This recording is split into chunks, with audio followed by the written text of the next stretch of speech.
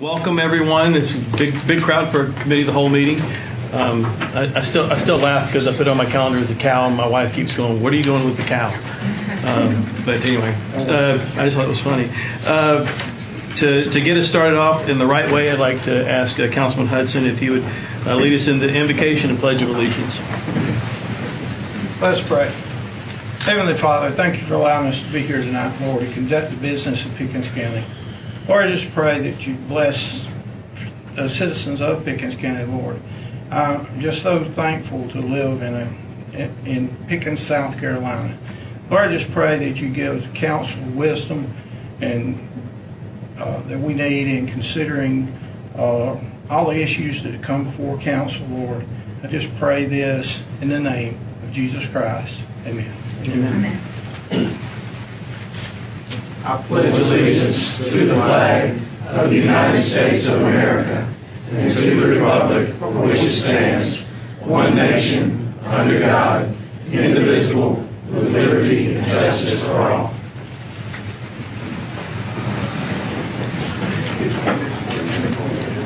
Once again, thank you to everybody for being here. In the essence of time, and because I know that our HR person has got another meeting to attend to, I'm going to ask that we go to the employee engagement survey first, log number 100. We got Ms. Lisa Brown here tonight. Lisa. So I just want to do a quick overview of some of the information that we gathered from the employee engagement survey. I'm going to make sure that council gets very detailed information about each of the questions that were asked and the response rates and things like that. But I want to give you just a brief overview. We had a great response rate. There was a total of 32 questions. If you study statistics about surveys, the more questions that you have, the greater the percentage of participation decreases. Above 20 questions, it usually decreases significantly. We actually had a total of 32 questions. We have 681 employees, and we had 396 who completed the survey. So our completion rate is 58%. According to Survey Anyplace, for 2018, the benchmark for average employee response rate is 33%. Ours was online, and it was done through email. It was promoted through email, and that is usually a 29 to 30% participation rate. So we had a great participation rate of 58%. Why did we have such a good participation rate? I think there's a number of factors involved with that. It's the first survey that's been done in Pickens County for a while. Most employees can't remember when the last survey was done, so people are kind of excited about it. Easy access for completion. We made it very easy for employees to complete it. We sent out a link through all employee email. We put it on the employee self-service site. Even if employees don't have email, they have to get on the employee self-service to put their time in. And so it was the first thing that popped up when you got on employee self-service. And I sent out multiple reminders to employees. We also promoted that you could do it from anywhere, any computer, anytime. It didn't have to be county associated. You could just log onto your personal computer or a library computer, whatever you wanted to do. So those instructions were sent out as well. We wanted to make it easy for employees to be able to access it. Sent out reminders quite frequently. In the beginning, it was about once every 3 or 4 days. As the ending of the survey time approached, it was once a day almost of reminding people. And I'm sure they got tired of seeing my name pop up with, "Don't forget to complete the employee survey." Each of those notices, one was to promote employee participation. And I used catchphrases like, don't let your coworker be your voice. You know, take the time to complete the survey yourself. But one of the things I also tried to do was to promote that the survey was confidential and anonymous. That is always a concern with employee engagement surveys, even those that are outsourced. I participated in one or conducted one that was outsourced through a company. And we had the same concerns for employees thinking, you know, they're going to find out I said this or I said that. Generally, we don't really care what individual says what. We're just trying to find out what are the trends, what are the concerns, I tried to make it as confidential and anonymous as it could be, reminding employees that each of their results are confidential. Also, we divided it by department and explaining that to employees that the only reason we were looking at that, how long you've been here, what department you worked in, was to be able to analyze the results in groups. In order to further make it anonymous, if it was a small department, we group that, or I group that as other, so that an employee doesn't have to identify that they work in a department with 5 people, or even 7 people. So if your department was 8 or less people, we put you in the other category so you would feel comfortable that you could complete the survey without me being able to identify who you were. The results only came into my account, so I'm, until this point, the only one other than administrator who has reviewed the results. As I said earlier, each council member is going to get a complete copy of the results as they're grouped together, but I want to show you some slides right now, just a quick overview of some of the things that were key to information that we gained from the employee survey. So here's a few of them. How long have you been with Pickens County? Interestingly, we have a lot of tenured employees, but the majority of the people who filled out the survey had been here less than 4 years. What is your job role? Not surprising that the majority of the employees who completed the survey were just frontline employees or frontline supervisors. I'm pleased with the career advancement opportunities that are available to me. If you combine the agree and strongly agree, you're looking at 60-70% of your employees who feel like they have good opportunity for advancement.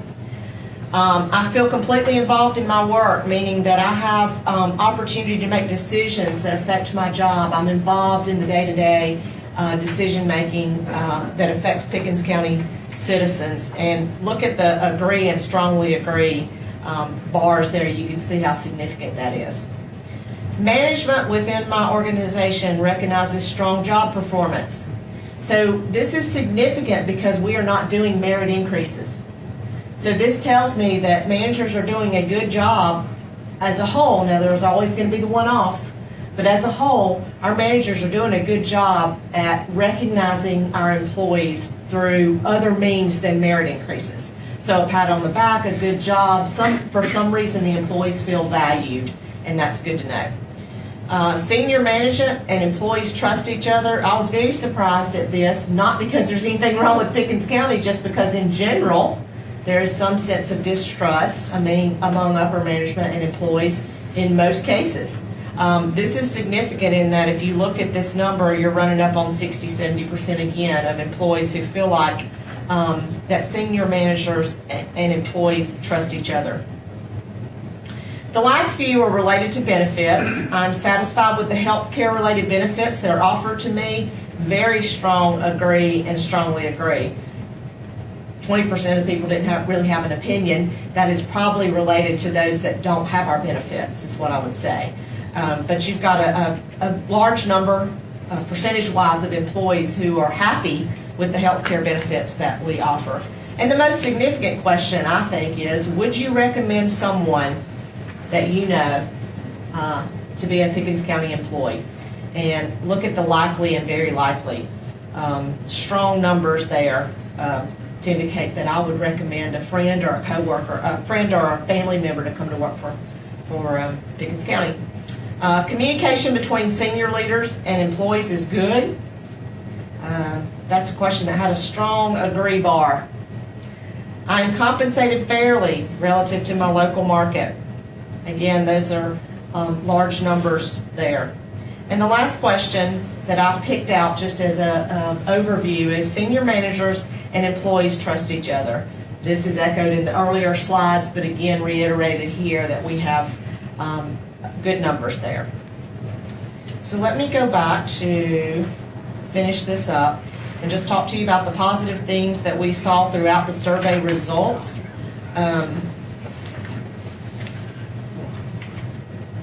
Here's some positive themes. Employees trust each other.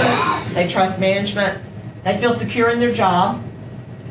They feel fairly compensated, and they're satisfied with our benefits. Those are some themes. Again, you're always going to have that percentage of employees that don't fall in the category, but when you look at the overall results, I thought these were very good results. There was also a question at the end of the survey that allowed employees to write constructive feedback. I think the questions I designed was, do you have any constructive feedback that you can give so that we can make Pickens County an even better place to work? There were 158 employees. So almost half of the employees that responded took the time to write information in that section. Some of it was very detailed and lengthy explanations of what they wanted to see. But there's 3 recurring themes there that came from the responses. One is annual increases over one-time bonuses. Now, employees were very specific to say that they appreciate the one-time bonuses. But the problem with the one-time bonuses is that it doesn't advance your salary, and it doesn't contribute to your retirement because we don't take out retirement of the one-time pay bonuses. So that's an issue and a concern for employees, especially those employees that are in the final years of their career, and that will dictate their retirement compensation. So that was one of the concerns. Hopefully we'll be able to address that. Part of the issue that I see with this is that we paid a lot of money to do the compensation survey and study several years ago, and but have not advanced those salaries since then. I don't think there's been a COLA since the survey was implemented or the compensation study was implemented. So as time goes on, we're going to lose ground if we don't do something in that area. The other thing I'm not as familiar with, which is the vacation carryover. This apparently is something that was that employees view as a takeaway, that at some point in the past they were able to carry over vacation from year to year. We don't allow that at this point. I can tell you a couple of things that creates is employees tend to hold on to their vacation because they're concerned that they don't want to use it all, because they might need it towards the end of the year. Then you end up with a bunch of employees who need to burn vacation time at the end of the year, and that makes it difficult for departments and managers to schedule, because we don't want employees to lose any vacation. And we have run up on situations where employees have lost some vacation time because they weren't, as a result of a schedule or time off, weren't able to use that vacation time by the end of the year. So we might want to consider some carryover in the future. That would be a recommendation, I guess, from you guys, but that's something you could think about. Doesn't have to be a large amount, doesn't have to be all the unused. You can set limits on, employees are allowed to carry up to 40 hours over or up to 80 hours, whatever you want to do. Flip side of that is there is a liability for that. It has to stay on the books. There's a financial liability for allowing employees to carry over vacation from year to year. There's also the fact that if you do pay increases, that value increases on that accrued vacation, because you earn it at $10 an hour, you get an increase and it is paid out to you at $12 an hour. So there's some liability there. The last one that kept coming up over and over in those 158 responses was the inclement weather policy. Now this could be a re-education issue, that we need to re-educate employees on the policy itself. But the concern is that when the county is closed for inclement weather, employees are required to use their own personal time, either vacation or sick. They talked about it in the 158 responses as vacation time, but that's not the policy. The policy says it's your choice. You can use sick or vacation time. So that could potentially be a re-education on that policy, but that was a concern that came up over and over. Employees felt like if the county was closed and they were not able to come to work because the office was closed, that they should not be required to use their own personal time. So again, something that you might want to think about. In regards to next steps, we'd like for the council to review all the results and make any recommendations. I can come back with recommendations too on best practices from an HR standpoint. And most importantly, the worst thing we can do is do an employee survey and then not get back to the employees on what the results are and what changes we're going to implement, if any, as a result of this information. So this is the most important piece, is that we communicate the results and any improvements or solutions that we can implement as a result of the survey, and we do that in kind of a town hall meeting. That's pretty much it. A quick question. How many people responded again? Yeah, 386 or 396. 396. 396. Mhm. On a couple of those slides you had up there, it had total respondents and then had people who skipped questions. Sometimes it was 10% of the people skipping questions. Is that typical? I don't know that I've ever been able to hone down into that, exactly what you're talking about. I would think that part of that goes back to either, it doesn't apply to the employee. Sometimes it's a part-time employee and it's a benefits question, so they just skip it. Sometimes it goes back to the concern of it being confidential or anonymous. They just choose to skip that answer just in case they get, it's tracked back to them in some way. I think that's probably pretty typical, that employees skip some of the questions. Go ahead. I had a question. Is it, and not, this is your specialty. I thought it was interesting that such a large percentage were employees at 0 to 4 years. Is that typical? No, I would expect in this, especially in an environment where so many employees have a lot of tenure, that it would have been the other way. I thought about that earlier today, and as I was thinking about my presentation, and the only thing I can assume is that your upper end employees, because they have been here so long and they're close to retirement, they're not as concerned about some of the issues that maybe the newer employees coming in who are looking at this as a long-term career and plan to stay here. So they're wanting to affect change more than some of the people who may be 1 or 2 years out Where's from that slide that retirement. had that on there? I thought that was just really interesting. Let's make sure I didn't close I that had a out. couple of different thoughts about that, because I was trying to figure out the reasoning behind it too. How do those numbers compare to the actual employees' numbers?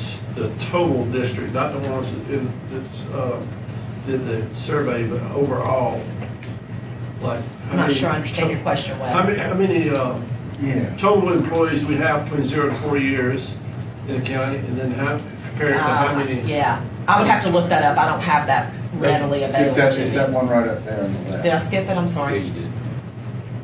You got any thoughts on that, Chris? Get an information. You got it. Yeah, I can't get that information. So, in other words, you're asking how many employees the county has? No, like, right here, we had, what?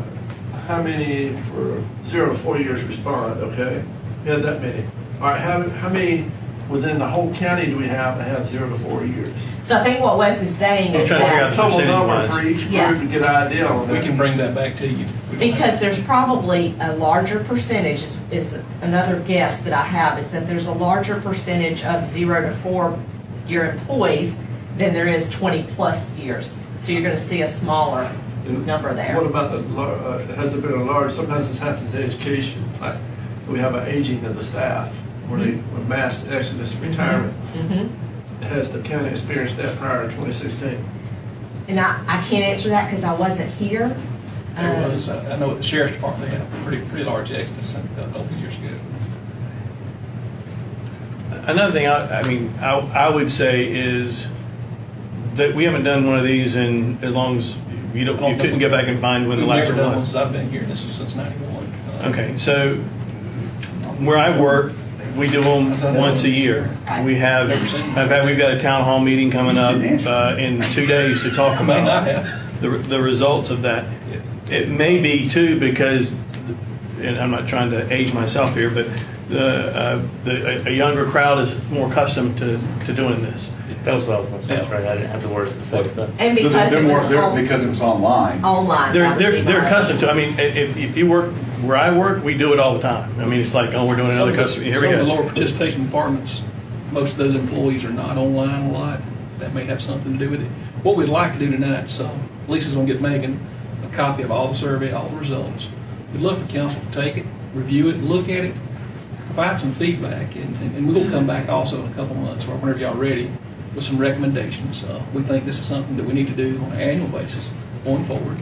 We got a benchmark now. We set the benchmark and kind of move forward.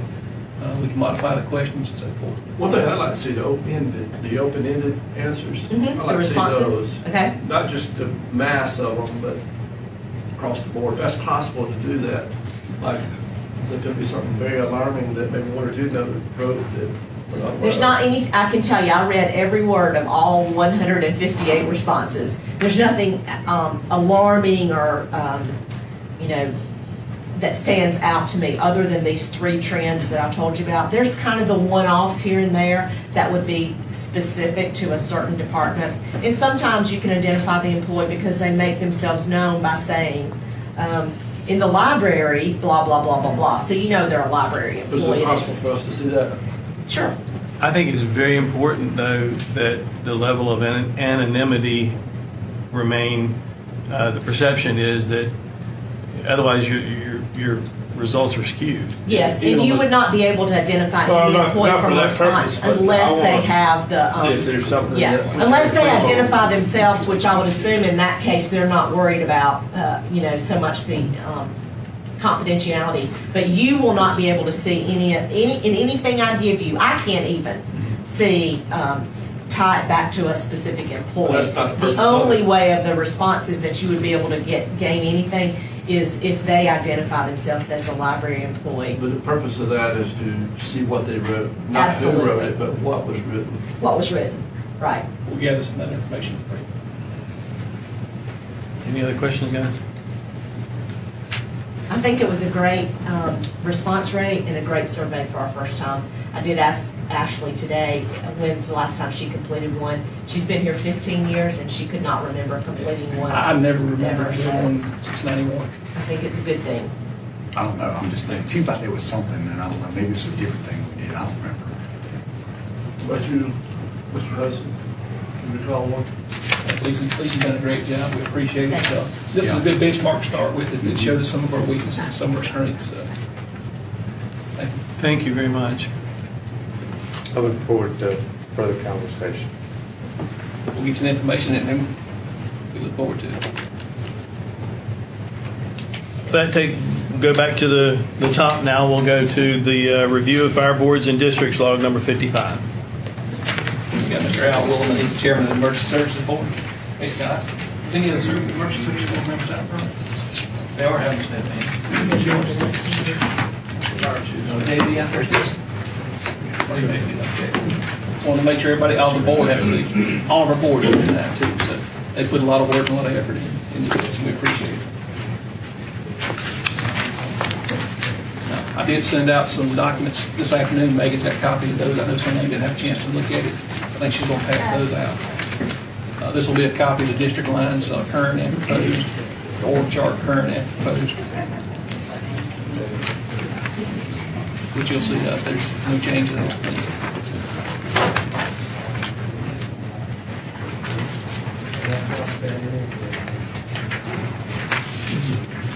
Sorry, you get one.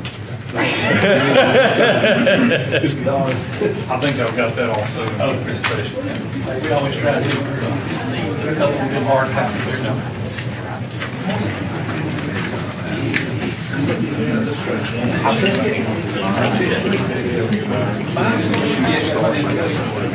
That's right.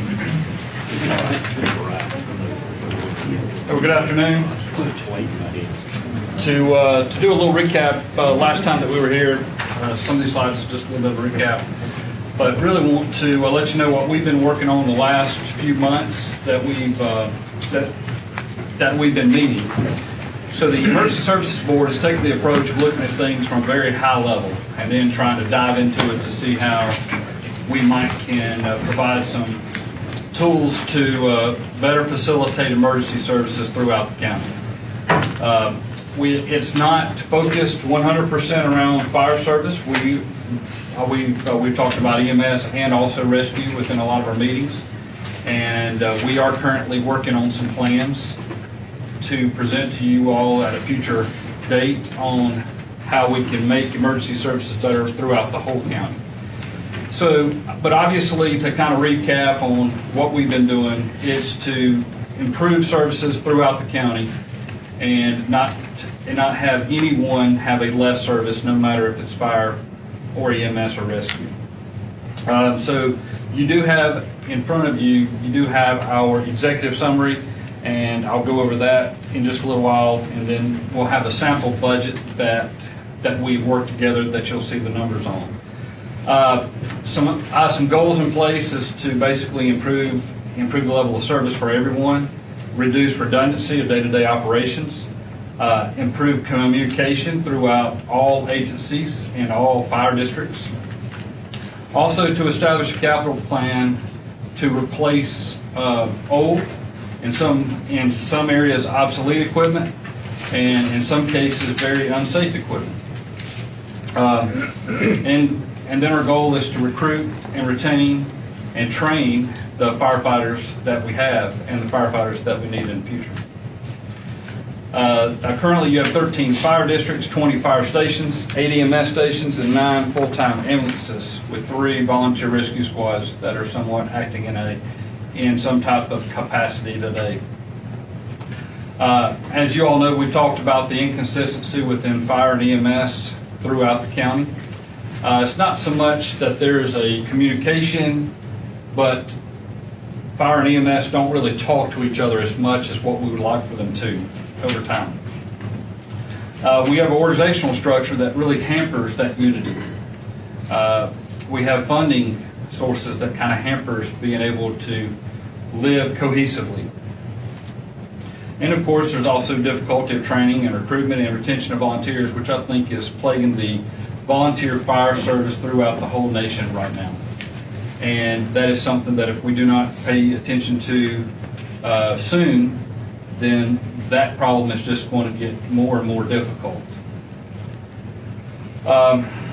There's also an increased demand on emergency services. Just hearing some of the scuttlebutt amongst the guys around here, medical calls are on the increase. Call volume's not decreasing, it's actually increasing. So you have more and more strain on personnel, and that also puts a large strain on your volunteers that have, of course, other jobs and things that they work on. There is a good management structure in place as far as a box alarm system and things like that. So you're getting a lot of resources now, which over the last few years has forced the fire service to work together more. And we look to not only keep that, but improve that and try to enhance that as time goes on. We would like to, part of our discussions when we have had some communities reach out to us and provide feedback, but also have a question and answer session, a town hall, if you will. Overwhelmingly, it's medical response and how can we do things a little bit better. And we have identified there's some areas throughout the county that may not have the attention to medical service as what other parts of the county. So how can we bridge that gap utilizing the fire service that's currently providing a medical response, but how can we enhance that and make that better? So that is actually a goal. It's there. Why not try to put something in place that would allow them to be more advanced within their skills and be able to get a little bit more bang for our buck.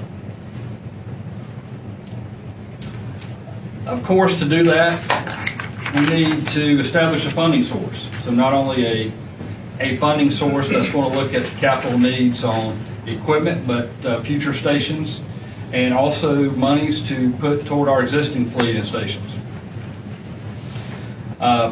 Right now, there is no plan, and we have not been able to identify any fire district within the county that has any plan whatsoever of long-term or even short-term planning of either equipment replacement or station replacement. It's basically on an as-need basis, which to me is not a very good place to be because you are 100% reactive whenever you're in those situations.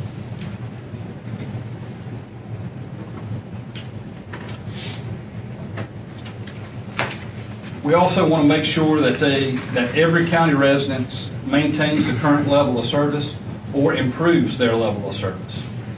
So current ISO rates would stay in place, current fire district lines stay in place, and you'll see that later on. If we change or tweak anything, it's going to make someone's level of service better. But with the box alarm system and the way things are working, we've already went toward those steps to do that. Pulling monies and resources together is going to allow us to have greater efficiencies and a lot less wasted tax dollars. You have a lot of duplicated equipment throughout the county that's quite frankly not needed. Everyone doesn't need the same widget, but it would be nice if we had some type of collective system that could help to identify that. Most fire districts fund their capital needs by either raising fees or asking for a bond or some sort. So there's no sustainable budget in place for them to plan ahead. Of course, as we've been sharing with you all, we feel like a tax millage in place makes everybody's fair share and equitable much better for a funding source for us to kind of move forward. ISO rates, like I said, they're going to remain the same. The goal that, I guess let me back up a little bit. We actually formed committees, and every fire chief in the county, along with almost every board member, sat on a committee. And we took all the feedback from all of these committees and compiled it into what you have in front of you. And one of the things that came up was making sure that each fire district has 24/7 protection and trying to get to that goal. And we have been able to achieve that within what you see in front of you between now and 7 years. But immediately, everybody gets some type of coverage, daytime personnel, that currently does not have anybody within their district. Fire and EMS, we're looking at trying to work together. One of the things that came out in a lot of our discussions is how could we integrate fire and EMS more to where for the firefighters that are currently working in the county that are EMTs and or paramedics, how could they utilize their skills on scene, working towards something like that, even looking at maybe a quick response vehicle that could provide in some of the rural areas, outlying areas from a station, not only firefighter coverage, but also manpower if needed on a fire scene, but also EMS coverage.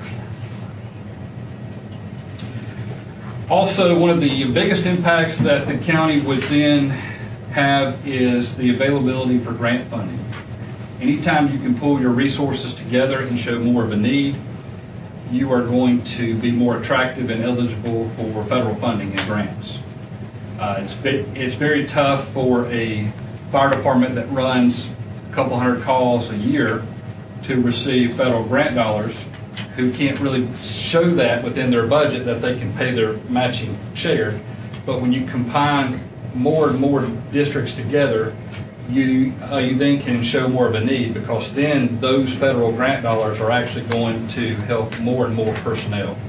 And that's how they look at it. So what we ask you to do, we ask for you to approve the proposal that's submitted in front of you. We would ask that the current remaining fire boards that's in place, to dissolve those and basically go to one board, that's the Emergency Services Board. We currently, I think we have 10 members right now. I think we're 2 members short, is that correct? We are two members short, making that, getting that filled up to 12. Letting that board basically function as the current fire district boards had been functioning. We would ask that you take this proposal and I'll let it be put into this year's budget process.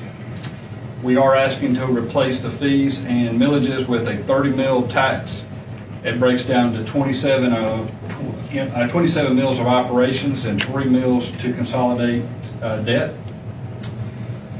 And the Emergency Services Board, along with the fire chiefs, EMS, rescue, will continue to work with the integrated committees that are put in place to continue to fine-tune a detailed capital plan and get a plan in place for personnel whenever funding permits.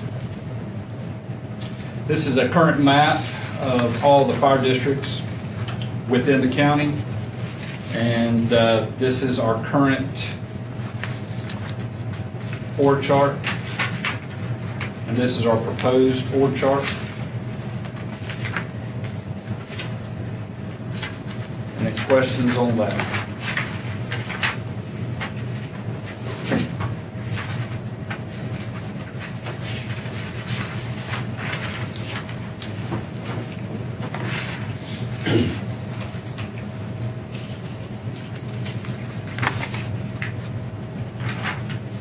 Questions, guys?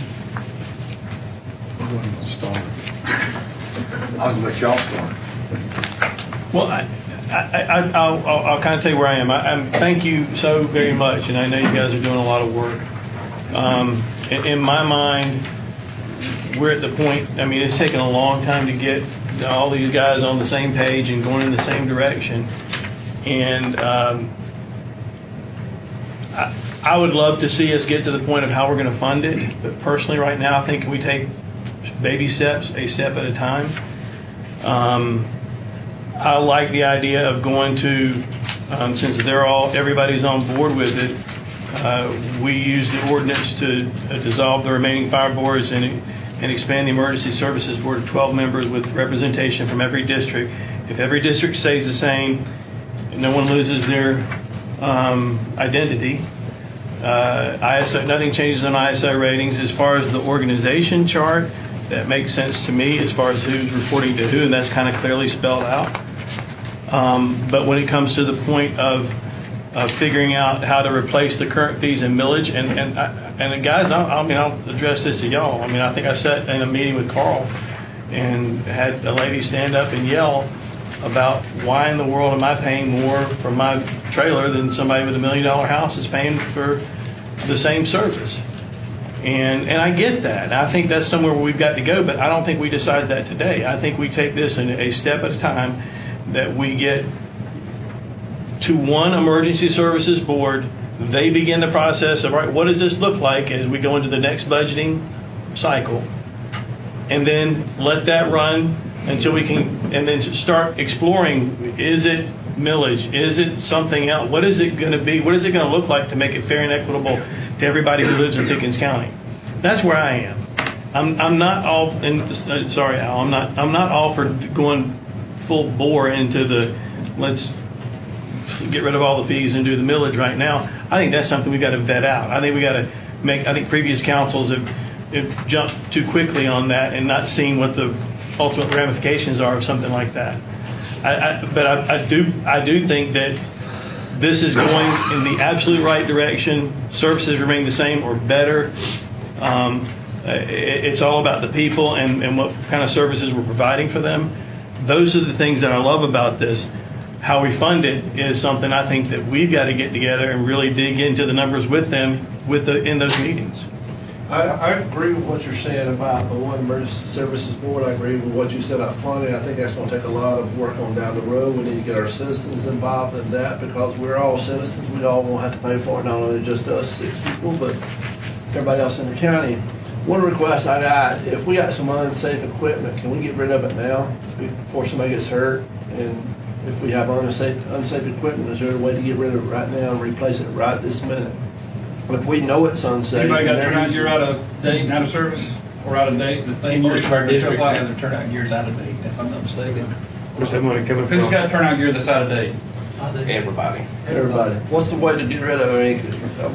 A funding source that is sustainable. Right, because right now, all they've got to operate with are those fire fees, or in those special districts with the millage. That's in the budgeting process. And I think that goes to Mr. Williman's first point that he made, was we've been very reactive. And this is a reactive question. How do we get rid of unsafe equipment? That's being reactive, where we should have been proactive all along, saying, hey guys, guess what? We bought this turnout gear. It's only good for so long, so what are we going to do to replace it? Well, we got to fix it. And the county is 100% reliable. You all are 100% reliable because it's been made, it's been made aware to you. Mm-hmm. So this isn't nothing new. I mean, a year ago, I came here and basically said the same thing, just in a different format. I would also ask this, as an emergency services board, what are we going to meet about? I mean, are we going to come in and talk about and discuss the same things that we're currently discussing with really no way of fixing anything? I mean, yeah, sure, we can talk about, well, we can, maybe go do some PR and some community involvement and things like that. But we're not doing anything but really just putting lipstick on it. We're not solving any issues or solving any problems. But if you become the emergency services board for all of the districts, then the first thing that you guys are going to work on is how do we make sure we find the funding based on the money that we currently have. In other words, if we don't change the money that we have going in for next year, based on the money that's coming in, how do we solve these problems, just as any fire board would do when they're putting together the budget? But you're looking at a bigger picture and can take advantage of some of those efficiencies by buying in bulk or trading in bulk or whatever. You're correct, but how can I take some of one district's money to Can't. go fund You can't do another that. district's money? You can't. Well, that's the problem we have. We have districts that don't have enough money. We're either going to cut personnel, we're going to cut service, or we're going to do something to get them to where they need to be. Can I ask a question? Sure. Looking at these numbers on the residential fire fees, does that include, or does that include debt? It does not include that. Okay. You're talking about which ones? Are you talking about on the spreadsheet? On the spreadsheet down at the bottom right-hand corner, residential fire fees, you got them listed out. So, That's just what they pay every month. right, so Or every year. Per year, I mean. That's the annual fire Yes, fees. that is the annual. So that fee. includes does their include debt? that. Some of those, that'll be kind of a Ralph question, how some of them are set up. Some of them set up in a debt service fund that's maintained separate from their operating budgets and all. but that's all that the citizen is currently paying. Like in Holly Springs, they're paying $70 a year and that's it. That is That correct. supports their operation and their debt and their capital, what they have in their budget. So Which is why they don't have money to buy turnout gear. Exactly. Correct. Exactly. It's, and then. And I don't mean you any gotta look disrespect to the at- Holly Springs community. Y'all please understand that. Everything that we're doing is trying to, basically, it boils down to people, right? So we're here to take care of people. Correct. I mean, at the end of the day, if somebody's home burns, I'll be honest with you, it really doesn't matter to me. I'm worried about the people inside. right. And I'm worried about the people going to the fire. All right, we're not taking care of people on both sides of the fence. We're not taking care of our firefighters. So how do we recruit them? How do we retain them? And how do we expect for them to train? Because if they get hurt in turnout gear that's over 10 years old, just roll an ankle. Roll an ankle on a fire scene. You're going to have an OSHA investigation, and you're going to pay a fine. That's just how that works. So it's not the whole money part or going and buying this, buying that. We're here to take care of people. And the first and foremost, we got to take care of the people that's volunteering their time to provide a service that the county's getting at a very much reduced rate. And we hope that they are in turn able and equipped and trained to go take care of people that pay their taxes. Because that's really what it boils down to. Because I'm not going to volunteer when I'm not properly equipped or trained. And then if we do that, we're going to attract people. You've got a ton of firefighters that work in other counties, that live in Pickens County, that do not volunteer here. And you all know it. I mean, these are all your guys here. So they're not volunteering. Why? Equipment subpar from what they currently have. And time. They have no incentive. To the chairman's point, I think we are looking at two issues, consolidation and funding. And I think that consolidation is long overdue. I had a couple questions about that. For example, Central doesn't have a fire chief. We actually, and I can address that if you'd like me to. How we address it, how is that being addressed? Right now, currently, we contract with Central. I think the board is still recommending to contract with Central. Once we contract that service, like we did with Easley, Butch is responsible for the fire chief, he's responsible for all the operations. We have certain accountability responsibilities. We expect a certain level of service, a certain... So who's going to be the one going to make sure we're getting that service? That would fall under Scott Smith.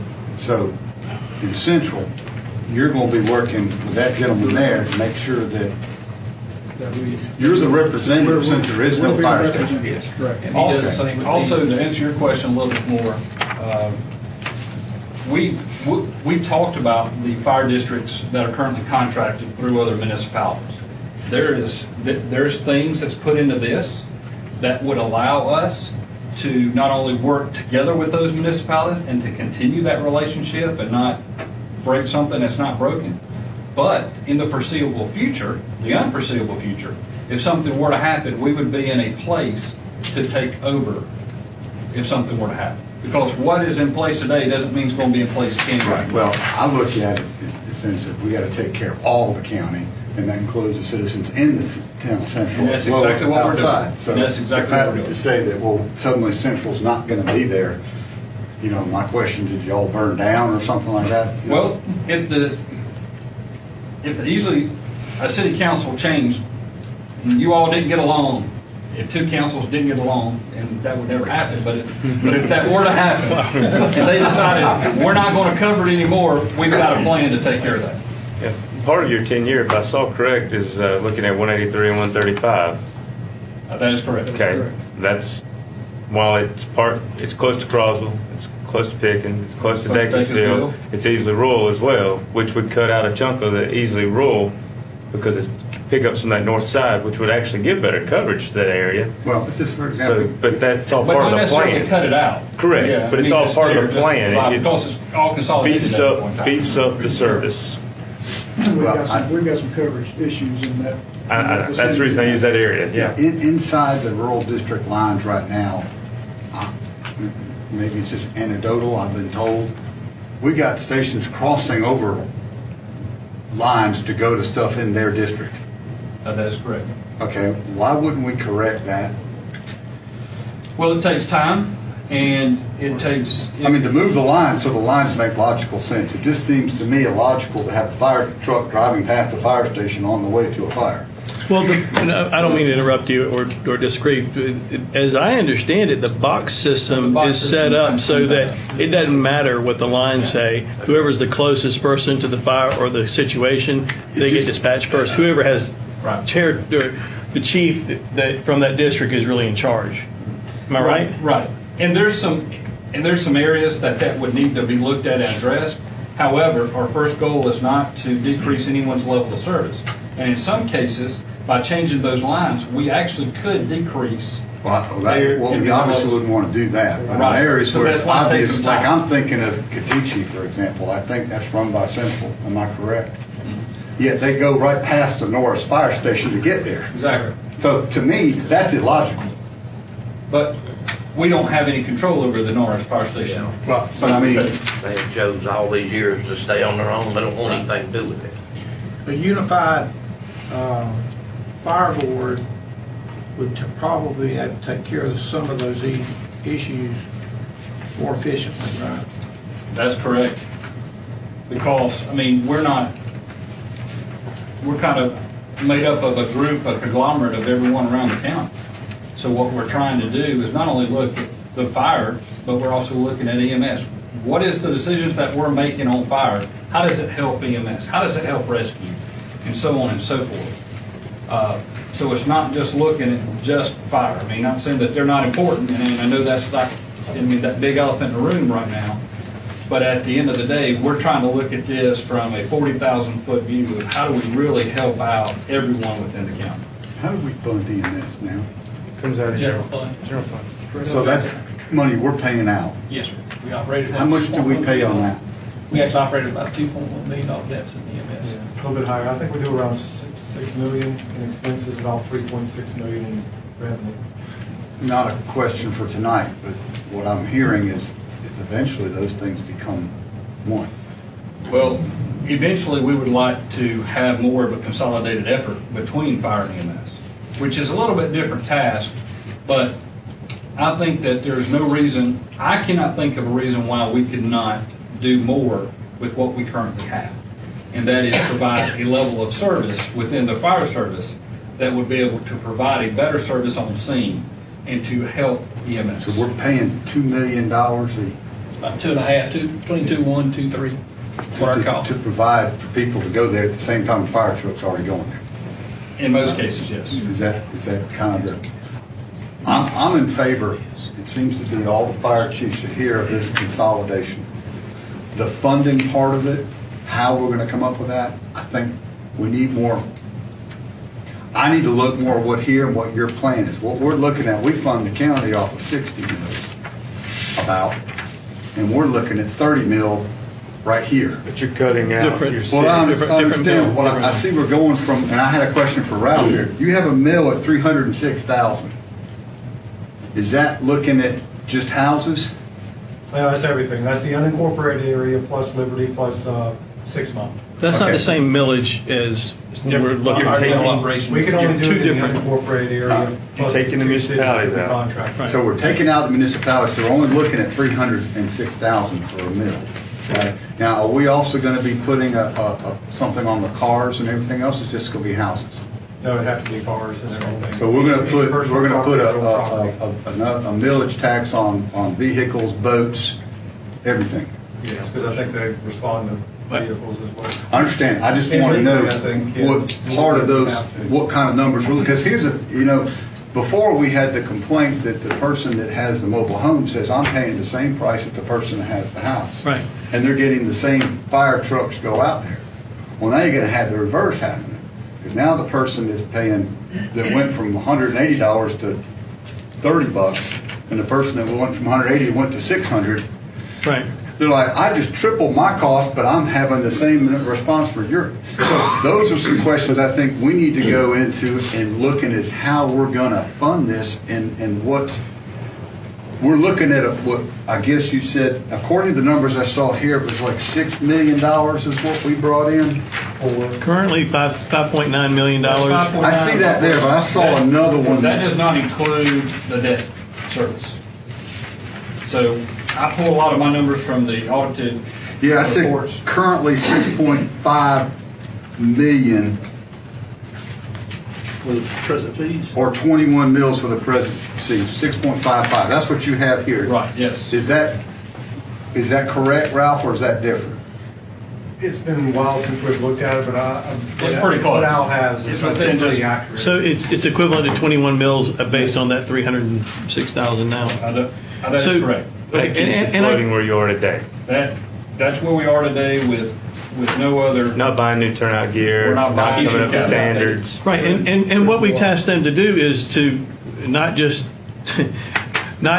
solve the problem that we have, well, that's not even solving the problem, not just switch over, but to actually come up with a long, short-term plan, which is where he's going with that. I But see. I got a question, though, because I'm still very confused on currently how each district comes up with what to charge the commercial property. The commercial property, Yeah. that's just evolved over the years. Unless someone can give I me think an everyone. indication. I think everyone does something different. Yeah. Which Based on is how much still revenue crazy they to need. me. We got All right, so does that, and this plan includes, It does. Yes. and it sets them all on an equal playing field based on Based on the value of the business. the value of the business? So we did look at that, and to kind of answer, to kind of go back to what you were talking about, that someone that lives in a assessed value home of $50,000, then under 30 mils, they're going to pay $60 in tax. Currently, they pay an average, if you averaged out all the fire districts, including Rocky Bottom at 40, you're at $112. That's at today, not including, there's some districts wanting to increase fees. So already, they're getting a better value. Now, obviously, there's that threshold of where millage takes into account the assessed value, making it more fair and equitable. And that's right about $125,000 of assessed value, give or take a few dollars on that. So, even on a $250,000 home, you're at $300 tax. But but you probably have more to protect with $300,000 home than you would the average mobile home and/or small residential home. And that was what I was going to say to your point earlier, Councilman Whitehurst. We've had the person that's argued, well, I've got this and blah, blah, blah. Well, you've got to look at it with that mobile home. I don't know what your average time is, but your average time on a mobile home fire versus your average time on a fully involved $1 million home, they're going to be on the scene a lot longer. And you get into commercial, are they still fighting the fire in Union? Is it still burning? They're still on the scene. And it's been going a day now. So utilize resources and equipment a lot longer. So it is more equitable because the length of That does time, make sense. That not does make necessarily the number of apparatus as much as the length of the time they're out there. Well, here's the other thing too. I mean, if we really got down to where the calls are going, is it more structure fires or is it more vehicles? Is it more? I'm gonna say we do more vehicles and medical calls than anything else. Yeah. When I say vehicles, car wrecks. So you have vehicle wrecks, medical calls, or structure fires, but with the box alarm system, it kind of shows that it kind of skews the numbers just a little bit because you may have 3 departments Right. going on the same call. So But my point on that is, so we've got fire trucks rolling and they're not paying. They may be paying a fire fee for fire, but that's another service that's being provided that they're not really paying for. correct. That makes sense. They may not pay for that service at all. It may be, a district from out of county, so they don't pay anything. So, Right. But, even so of course, on the millage rate, they still would be paying, contributing to that. But And another thing we haven't talked about is, especially with the box alarm system, let's say Vineyards goes and runs something in the Rocky Bottom district, just because I'm looking at figures here. The Vineyards, the folks living in the Vineyards are paying for the disparity in what the Rocky Bottom folks are paying when they run that call. You understand what I'm saying? Yeah. they're paying it, but they don't get any. Correct. Rock the Bottom doesn't contribute to their services being Correct. provided by the vendors in the area. Correct. We're basically asking for about 8.5 mils of a tax increase on top of what is currently being provided. To put us on a plan of replacing these things, getting everything that you need. However, that 8.5 mils increase, and then you look at taxing all of the other property that's not currently being taxed. That most every other county around us taxes on a millage basis. And to go back to your question, how can we get rid of all the unsafe equipment? They've got to basically tell firefighters not to respond. And to be honest with you, sitting where I'm sitting, they kind of in a sense all work for you all. That's what I would tell them. Because I'm telling you, the last thing that I'm going to do is be a part of any organization that's going to put somebody at harm, and that's anybody. None of us in here would ask anybody to put themselves at harm for any reason. And for you all to knowingly know this, you're asking them to put themselves at harm. Because if you say today we're going to put this in place, we really don't have a funding mechanism until the next budget year. So we're still almost 18 months out. We still haven't replaced turnout gear unless we find money, rob Peter to pay Paul.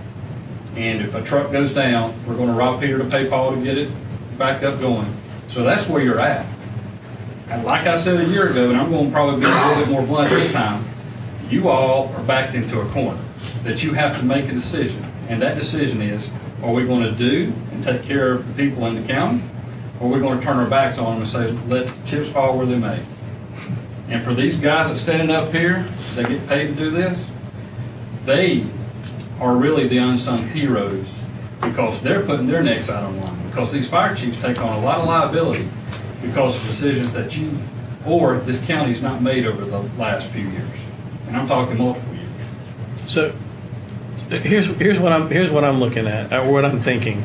I still think we go. Very first thing we do is the first bit of this saying, do an ordinance, dissolve reigning fire boards, expanding service. You guys are it, and then we. Here's the problem that I see. We can talk about this and it's live streamed and people, tens of people watch, right? Not 127,000 people that live in Pickens County. I wish all of them would watch and could get it and understand. And this becomes a very complicated thing because people get very, very concerned about all they hear is we're raising the taxes. So I think it becomes incumbent upon us to really get out and educate the people in our communities, each of the districts that we represent. But not only that, they're going to listen to you guys way before they're going to listen to me. They're going to listen to what you guys have to say about, we're behind this. This is going to work, and here's why. We're making this a better and a safer place for all of us. Me just standing up on a soapbox and saying we're going to raise, guys, I want us to raise taxes because it's going to be safer. Nobody's going to believe me. They'll dang sure believe you guys. One thing that I think we need to do, has nothing to do with your plan. But I've received a couple of comments from people in my district that have been involved with the fire department for a long period of time. And they think what the county council is proposing to do is illegal because they have an idea that these are special tax districts and that we don't have the authority to change this system. So I had our attorney to research it. He got me a letter back and said we do. It was formed, these fire departments were formed under ordinance, not special tax districts. But we have people that's been involved in a long time with the fire service thinks they do. So I think we need to have a meeting in each fire department and have folks from the community come in and have that explained to them with the law so that they know that the council is responsible. And it's not special tax districts. I agree with you. That's kind of where I was going because to Mr. Wilman's point, I mean, he's right. It's a liability on us if we don't try to solve the problems. That's not saying we have to go and do exactly what he's saying, but it's saying we've got to at least begin this process. And we're not talking about making any decisions before this budget cycle. We're talking about it's on out where we can create a marketing campaign of sorts where we get out and educate the community exactly the direction we're going, and that they get to hear from their fire chief, they get to hear from their firefighters, they get to hear from their EMS folks if this is something that they want to do. One thing I'd like to see, I've talked to several chiefs since I left, and I'd like to see this budget process, budget cycle, where these chiefs all get together and say, all right, I need this in my district, I need this in my district, so on and so forth. And maybe one district has something that they can. We've done that. I say, we're not They've done that. Doing These meetings. that, but see how they can do with 1 year emergency services board and not the individual boards. Is that not what this is? Yeah, but see how we can do with that. I tell you what, For a year. I mean, these guys will form committees, these fire chiefs, 3 to 4, 5 fire chiefs, along with the emergency services board, and they met exactly on what you talked about over the last few months. They built this. Al Williman did not build this budget, okay? Al Williman did not build this proposal. It's your fire chiefs and the emergency services board put all of this together, so that 100% buy-in on everybody in the room. But to see how it works for a year like that. And I just say, and I'm gonna say this as kindly as I can, but maybe you just said it, or maybe you didn't need to say it, but I took offense to this, accusing this council of not caring about these fire chiefs or this fire district. That is absolutely not the case and never has been the case. They submit budgets to us of what they need, and they request fire fee increases. For the most part, we've allowed that. But I felt like you're attacking us and this board because we're responsible for all the taxpayers, and yes, we want to provide the right protection for everybody, but we have to do it at the most reasonable cost. And it's easy to sit there and go, well, we can do this, we can do this and this, and you say, well, we need a fire truck every 15 years because it's recommended by a board. But I read the same law, and you and I had this discussion before. It's not a requirement, it's not even a recommendation, it's more, you had to look at the truck. Some trucks can go for 20 years, 25 years, depending on how they're used. Not every 15 years do you have to get a new truck. And that's just sensible business practices. And I think what we're trying to do here is look at this and say, provide the service at the most fair way to the public and the most cost-effective way to the taxpayer. And we are not trying to do anything of the sort to put anyone in any position where they're not fully protected. And if there's equipment that's outdated, then my question would be, if you had the budgets that you submitted to us last year, have we gotten budgets for people wanting stuff like that, Ralph?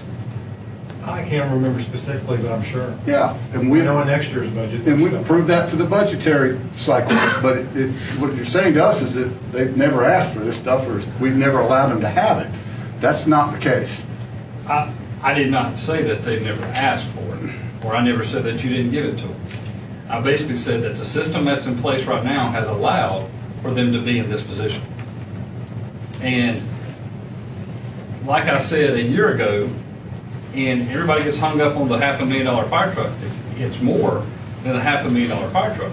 It's the $2,000 set of turnout gear. It's the $300 helmet. It's the $350 pair of boots. That, for whatever reason, okay, the system that's employed right now, they just answer the question. They have that equipment that is issued to a firefighter that is responding to calls. So if you took offense to it, I'm sorry. I'm basically saying that then that firefighter is operating in an unsafe manner, and that is an OSHA regulation. Should be that way. Right. But we're not making the budget or pretending that the budgets are submitted to us and said, hey, we need this equipment, and I don't think we've turned it down. So my question would be, well, if they're operating that way, Well, they did ask for it before. why? Well, and so I'd say ask them here. I mean, so why are they? The budgets, I mean, y'all, he's saying that y'all all have your Holly Springs is here, and Mike's a good example. Holly Springs here, I know they've got turnout gear that's out of date, correct? Oh, yeah. There's concerns about fire fees. But what they said that everybody's fire gear was out of date in all the fire departments. I don't think all of them are out of date, but I think there's a majority of them that has turnout gear is out of date. I know Shane's got a grant for some of the turnout gear. So is all their fire equipment out of date right now? I wouldn't say all of it, but I'm gonna say you got a vast majority of it. What's the Just go name? around the room, we can ask. That's hard to believe. Some. All of them have some, I think was the point. Yeah. Not But why- all of the gear bad. But some, Some. all All of them have districts some. have some. Why has it been asked before, we need this, instead of waiting the last minute and say, oh, it's out of date, we're screwed? Do you have more gear than you have firemen? No. So you have just a number of gear for the firemen, so some firemen are going out without Well, updating they're gear. going with it. Oh, They put a well, 10-year shelf life. Year out. On turnout gear. Do we have any idea how much of the gear is out of date? What, so you're That's listening, If they're doing interior structural firefighting, their gear has to be within that 10-year lifespan. If But not, do we have any idea how much of it is out of date? Can we get that? you can have that. I mean, we got obviously some of it that's up to date. So, but what I don't want us to get caught up in is how do we fund turnout gear? That's not what this meeting is about. Right. I think This- sometimes, and I'm gonna kind of narrow the road back down a little bit here. I think sometimes we talk about it, and I understand exactly what you're saying, Councilman Wider, I really do. These chiefs here, they do an excellent job, I'm gonna start by saying that. I think they put budgets together based on the county funding availability. I'm gonna say that, There's times that in the past, I put budgets together that I probably could have done a lot better job, but I focused the budget around the money that was available. And I think that's what you're seeing right here. They focus budgets around available funds. And we've got some gear that needs to be replaced. And we're at the point now, I had a question asked the other day there, we was talking about buying some fire trucks. And I had a council member who was talking about, just talking in general conversations. I hope you don't mind, I'm gonna share this conversation. We were talking about having to buy some fire trucks and things like that. The question, well, I thought all the fire chiefs were behind the plan. I said, yeah, they are behind the plan. They lost confidence in you guys to do anything with the plan. It's not that they don't believe in the plan. They're concerned that you guys are not gonna do anything with the plan. So we gotta start coming up with option B. That's where we are. I mean, I'm hearing you guys talk. We're not gonna fund this. I'm gonna go back to my chiefs tomorrow and say, let's get everything up to compliance. What's it gonna take? What's it gonna cost? That's what we need to do. One of the things I was going to say, if you don't mind, Mr. Chairman, I don't believe we can push this talk out about the money and keep pushing it out and keep pushing it out. Because a year ago, we heard this similar, this is more detailed. Like I said, he put lipstick and blush on it and brought it to us. But it's really similar to what we got a year ago. We're in the middle of budget time. We've got between now and June to pass a budget. I think the opportune time to dig into this and look at this and determine is part of the budget cycle and process. I don't know what your feelings and thoughts, that may be too rushed for you, but I honestly don't believe you can push it out another year having these conversations. I agree. I'm not saying we push it out another year to have the conversation. All I hope to accomplish right now is the first step. Let me make a But- motion that we dissolve, I don't know how I got to this. So what you would do now is make a recommendation coming out of the committee. We want to make a, But Okay, I apologize. before you do that, let me say this one other thing. So if we decided right now, you know what, this 27 mil proposal, this looks exactly like what we need to do with the 3 mils towards debt, and this has the plan, and by gosh, this is the direction we're going. It still doesn't actually get voted on as far as the money until next year. Am I correct on that? Because this year we're voting on. You guys actually have the ability to do whatever. You can push it out a year, you can do it now. I'm not saying I didn't know. I was thinking. If you guys put it in the budget, it would be part of this June's budget. If y'all want But to it push won't it out. do anything before June. No, nothing before. We're in the middle of this budget process. Through June the 30th, we're There won't be any operating monies. Yeah. I mean, you still get whatever monies. if we passed it as part of the June budget, Yeah. You wouldn't have money to spend for another year. correct, The money doesn't come in for another year. Right. correct. But then, I can tell you, it's like I told everybody the last meeting that we had. This goes through, you better roll up your sleeves, because then it's time to go to work. Because then all these committees that's come up with these master plans, the capital, the long-term, and all that, has then got to start diving in. And then we've got to get a plan together. Because what you have is you have all these fire districts that's operating independently. So sometimes they rob Peter to pay Paul. Whether that's right or wrong, but do we buy a set of turnout gear or do we fix our truck? Okay? So that's Based on the fire fee that I'm making. Right. So let's say that you put this in place. There's monies because we've got some reserves that's currently sitting there that we could then pool. Fire districts that have reserve, that paid that money in, if you're in the Pumpkin Town Fire Department and you're sitting on a reserve, I think Pumpkin Town is, well, the Pumpkin Town Fire Department gets all that money back because the residents paid that money in. So there's still some work to be done. There's still some monies to get things like turnout gear, self-contained breathing apparatus, the critical safety equipment that needs to be up to standard. There's monies there to go ahead and do that. And then as then tax notices go out and people pay their taxes and money come in, then you can start, but it's really a year before you start seeing, or it's a year plus where you see trucks or you see anything, or you see we're against trying to do something this cycle. What about the debt service? I mean, I'm thinking about, okay, we got somebody that's just bought a fire truck up there. All of a sudden, who's paying for that? The people in that so district. That's a good question. And I'll tell you, I looked at this from the most fair, equitable way that I could. The way they're buying that truck is they're using their reserve. So if they continue that purchase, it's their money. At the end of the day, their residents pay for it. If Pumpkin Town has a $400,000 sitting in the bank, Pumpkin Town gets their $400,000 to spend toward capital equipment and whatnot. But then he's got the assurance knowing that if he has a truck to go down, we have a funding mechanism to actually put that money to work.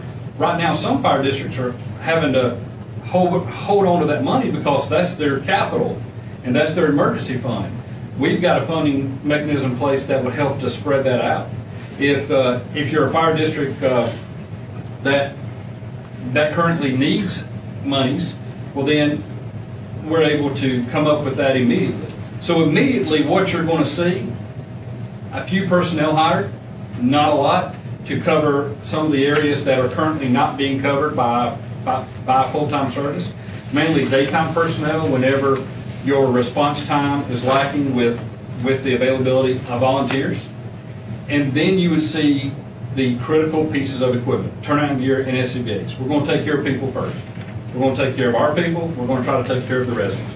And then comes later on down the road, you're probably from now 18 months before you might see a fire truck roll in the door. And then you start seeing some other things. I didn't get that. Your question was the service debt of the existing stuff. Yes. Okay, and you said if they're paying for that out of reserves, they would continue paying that out of reserves. No, they're not paying for it out of reserves. Are we going to take all the debt that anyone has? And then reconsolidate that. Yeah, you would have to, and we talked to our bond attorney, you'd have to somehow renegotiate that debt with the banks, which probably wouldn't be a big thing. And would have to go back out and either get a lease or a GO bond for that existing debt, and then it would fall within the new funding structure of the millage rate. If we Well, went we back. just had this whole conversation with the vineyards, buying a truck, they want to put a bond out. But So it they've falls within the almost got millage. enough money in reserves to pay for that truck, but we don't let them take the reserves down low enough because they got to keep operating. But it's their reserves, so if we release all the reserves, they don't have to keep their percentage to operate. They could buy their truck in cash today. It would be close, let me say that. One thing we're not factoring in How you is going your to cash have flow. to find something in to the cut out of the volatile. truck to get it exactly? You're going to have to ask cash flow in the volatile time because you take a $6 million budget, and when that cash is going down, it starts going down after February. You know, I don't know how much will, off the top of my head, how much was personnel services. But we've got to have cash to be able to keep operating. And pay, how much? 4.1 for the year. Okay, so that's $2 million you're going to need for cash Well, flow. we can also pull that out of reserves to But loan there's that enough to money in them. reserves. Well, there's enough money in the fire. I mean, that's not an department. issue where it's a county cash flow, it's just on those individual things. And if we have to, for that first cycle to upfront that, which we have done many times before, it's not a big deal, right? But you still have to do it every year to get that cash flow because they'd have to pay it back. Well, that's just to start till we have this millage. For the next year, you're going to have the same issue with cash flow. Because you're going to pay the general fund back if you're looking at doing it in advance. Right, but that's always going to be an issue we've always dealt with because of the way Well, taxes what come we in. try to do is make fire districts self-sufficient. That's why we've held on to reserves every year, because some have been going in the negative in the fall time. If we don't do it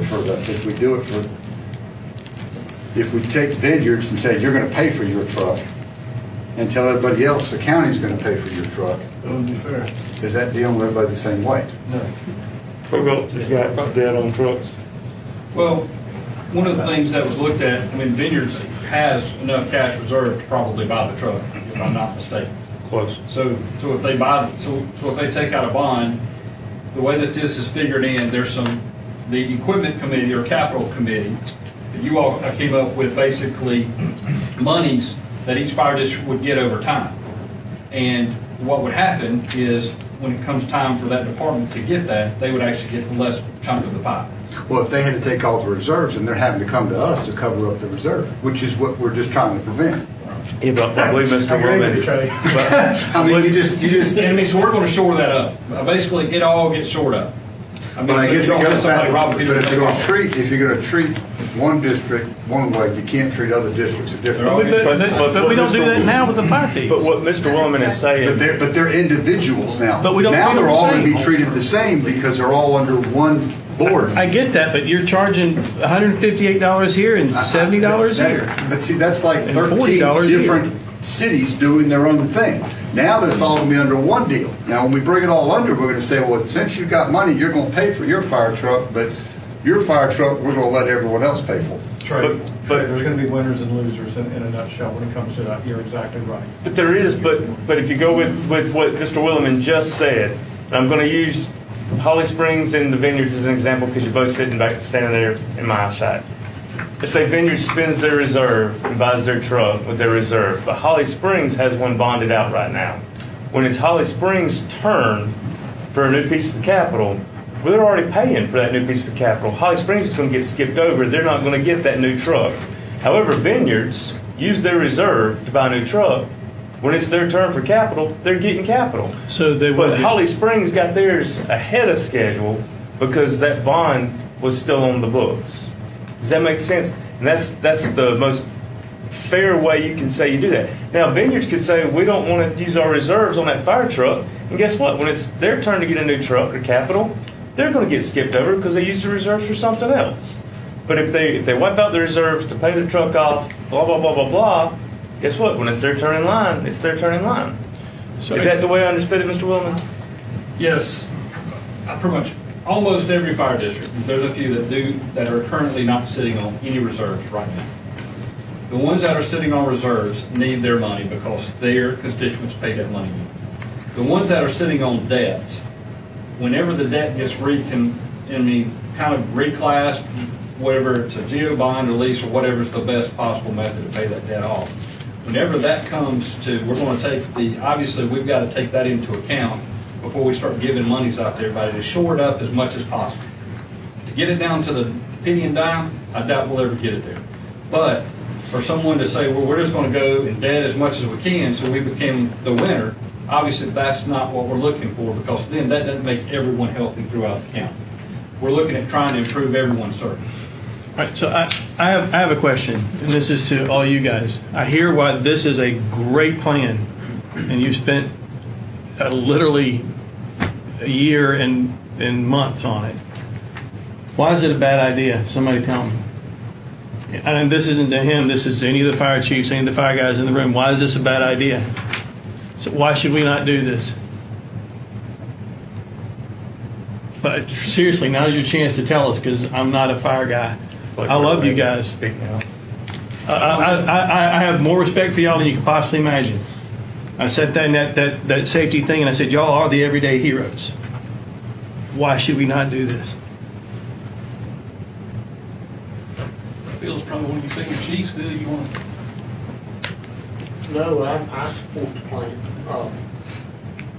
I do think that there's some questions that have to be answered, that y'all got to answer for yourself, and I'm behind the board consolidation. I just want to make sure that as chiefs, we always have a voice at the table. Oh, yeah. That's a concern. Is that because of the way the fire board is structured? Would you like to see it structured differently? No, as long as each district has fair representation and a voice. And every district is represented on that board now? Right. Well, I think so. I don't know. He doesn't have I'm not representation totally right now. sure. Is there a chief, does the chief sit on that board automatically?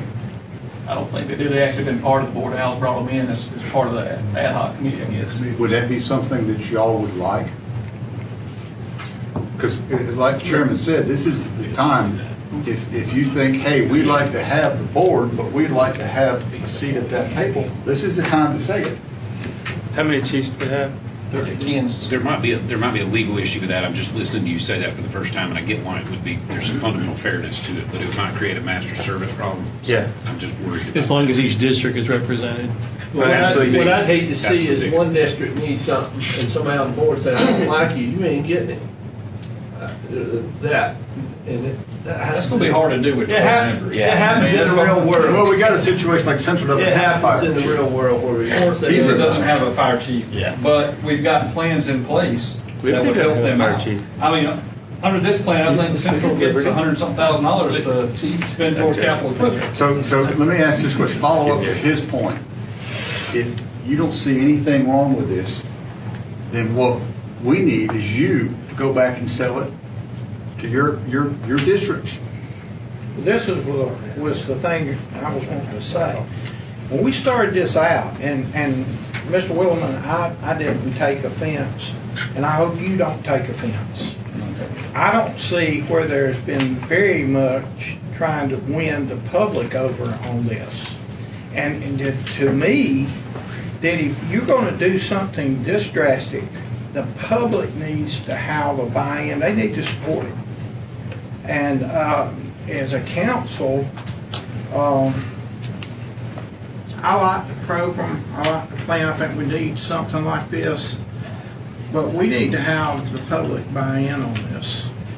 And that's going to take some selling to the public. And so we're talking about jumping into this, and I agree, we need to replace that equipment that's out of date.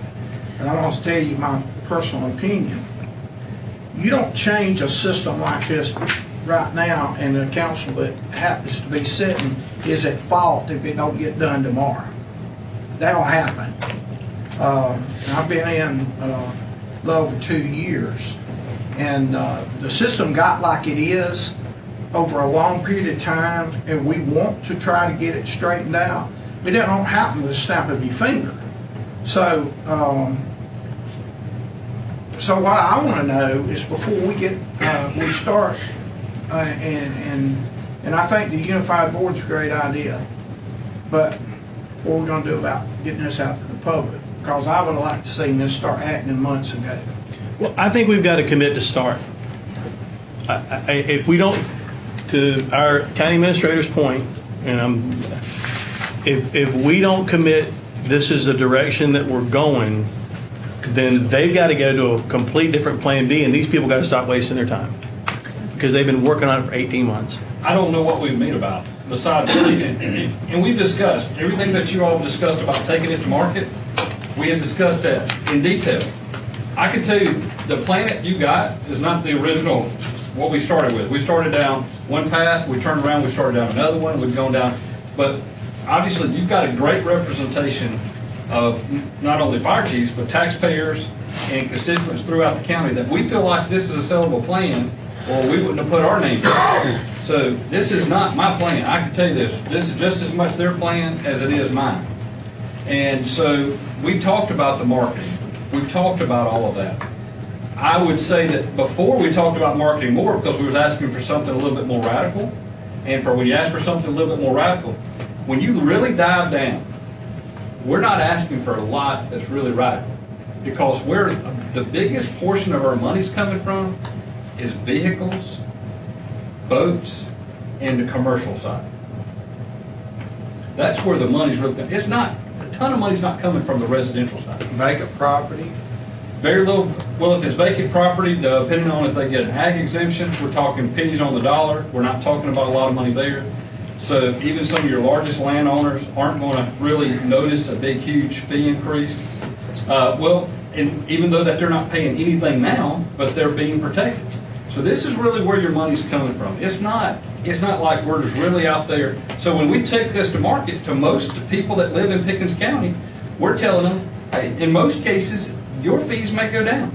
Your actual overall burden, tax burden, is going to go down. And I understand that, but they need to be told that. Well, and if I could, to Mr. Wilson's point earlier about these chiefs, and we were talking about buying trucks and Plan B, you can't market something until you have our buy-in. They can't go out and market this plan in their communities until we decide we want to do this plan. If they do, they're going to look like fools, and we're going to look like fools. Absolutely. So we can't ask them to go out in their communities as chiefs and stand up and say, hey, this is what we're going to do, or this is what we're thinking about doing, when 2-3 months later, we do something polar opposite. They're all going to look like fools, egg on their face. So we can't ask them to go in their community and do something until the 6 of us can decide, hey, this is what we want to do. To Mr. Wilson's point. I agree, but this is the other thing. If we go down the road too far and say, and pass it, and this is what we're going to do, then why even market it? Well, that's the reason. Because you hadn't asked But that's the anybody. reason I say you get behind it. It's going to take 3 readings to change any ordinance or to pass any new ordinance. That's the quickest is 3 months because we're not going to call. I don't think you would want to call a special call meeting to do something like this. So that gives you 3 months at a minimum. It doesn't even have to be 3. It could be 6 months. But you got to start the process. That's where you're going to get your feedback at. I'm going to tell you So this. I would like to make a motion if I could, Mr. Chairman. Right before you do that. Okay, go ahead. I agree we need to do something on it, and I will buy into that. But I will not buy into it unless it's marketed to the public and we have a buy-in for the public. Carl, one of the problems that a lot of us chiefs have coming to y'all now, we'll have the numbers and the information to give to the public to help sell this. Beforehand, they would call me and ask me, what's going on? I can't tell you yet because I don't know a definitive number to give you or information to Well, give let me ask you something. Do y'all have a plan put together to market this to the public? you. See, that's, You have we talked something about that's that there, plan, that's but ready to roll out, and we're going to market this to the public? I think we can't put together a plan because how many plans would we have to come up with to please every different bishop? So there's no, so our plan is this, okay? We've done everything that we've been asked to do. And we're to a dead end road. You either go with it or we just sit still until something else happens. It's really, that's where we're at. It's not like you're imposing, this new innovative idea. They have to fund the fire service. Taxpayers has to fund the fire service somehow. And it depends on what level of fire service. And we're not asking for the big metropolitan fire service. We're just asking for enough funds so that we can get by without having to come to the well and rob Peter to pay Paul. So do we have a plan? No. This is your plan. because until you all buy in, we can't even begin to develop a plan to take it to market, because we don't know what you're going to accept. Because I don't think we're can't looking put- at specific numbers, it's how we're gonna do it. We're gonna do it at town hall meetings, you're gonna have meetings there, you can come up with a plan, how you gonna market something without knowing what you're gonna market. But We did talk about town halls, we talked about all. Well, that's what we're asking about, is not the specific numbers, because we're just asking for the plan to put out whatever we come up with. But I have one point that I don't think the average taxpayer, their taxes are going to go up.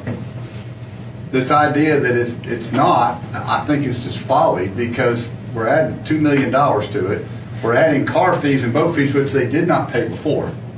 Okay, so that's going to, so if they got a reduction on their mobile home, they're going to be paying on their cars. So, and I'm just saying that we need to understand going in that if we're starting telling people, oh, you're not going to have any increase, that's just lying to people.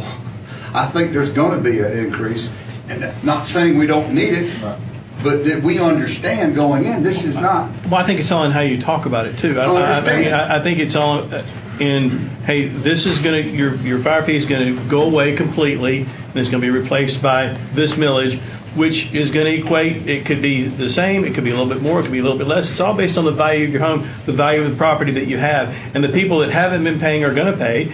And this puts us, everybody in the county on an even playing field as far as offering the services that they need. Mr. Bowers, you had something you wanted to say. Mr. Chairman, I just wanted to say, we had a long discussion about exactly what to bring here. And did I like every single thing that went on? Absolutely not. But we talked individually, one-on-one, every single person on the board and every single fire chief. And we said that we wanted to bring a unified product that you folks could see and could act on, and then everyone committed that we would take it right back out in the street and sell it like we were selling world's finest chocolate. That's the agreement that we had when we left Liberty at our last meeting. Is we really, if the county buys into this, we're going to sell it.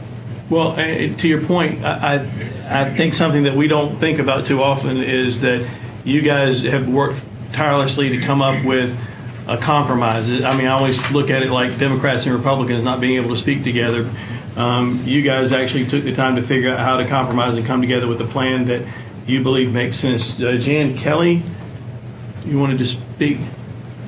Mr. Chairman, I'd just like to say, to answer about marketing it, we did discuss that. And the first thing that ended our discussion proposed to every fire chief, you've got to sell this. If we're going to sell it to council, you're more respected in your community than other members outside your community.